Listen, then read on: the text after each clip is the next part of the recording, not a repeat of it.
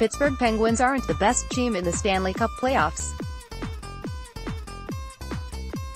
That designation applies to the Tampa Bay Lightning, whose win over the Boston Bruins etched their names in the history books alongside the 1995-96 Red Wings as the only teams to notch 62 wins in a season. Outside of the Lightning, though, no team may command more respect, or inspire more fear than Mike Sullivan's bunch. It's easy to understand why. They're finally more or less healthy after being without Kris Letang and Evgeny Malkin for the last half of March, a stretch that saw them look scoring challenged, a radical departure from the norm. Health isn't the only reason the Penguins are a team no one wants to see. Phil Kessel may have rediscovered his scoring touch, and if he really gets going, and Sidney Crosby and Malkin are their normal selves, few if any teams will be able to match the Penguins in the firepower department. None of those players, though, are the ultimate key, the most important factor in determining how far Pittsburgh goes, whether or not they win a dynastic third cup in 4 seasons. Matt Murray is the man that matters most. His play will determine whether or not fans are jubilant or disappointed at the end of this season. The playoffs are about a lot of things, but goaltending is chief among them. Tampa's Andrei Vasilevskiy has been superb all season, and his play, along with the Lightning's overall strength, is the main reason they've been historically good, and are favored to win the cup. Murray's numbers aren't quite to Vasilevskiy's level, but you don't have to be a hockey savant to know that he's been the Penguins' best player on several occasions over the last month of the season. If other playoff teams in the Eastern Conference aren't scared by that, they should be.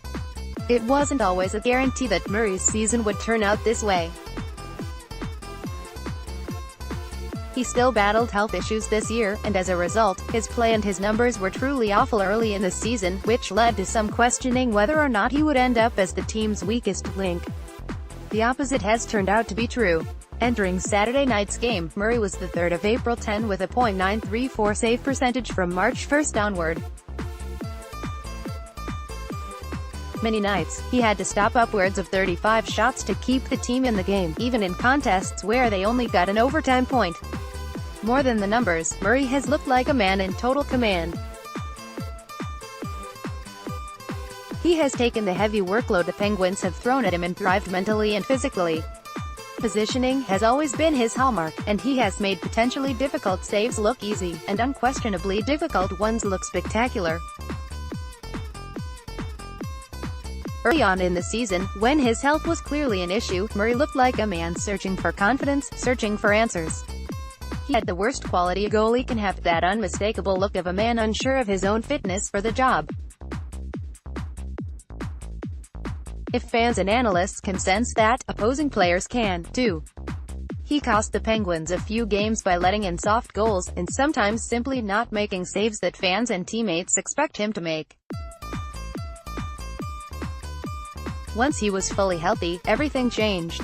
Murray has always possessed a healthy swagger when things are going well, and as the saves started piling up, that swagger returned with a vengeance. He went from a weak link to the strongest part of the team, backstopping the Penguins to crucial wins even in games where they were outplayed. Confidence is contagious, and Murray's rubbed off on his teammates, who raised their level even more. The Penguins looked like a different team in March and April, and most of that is traceable back to their goalie.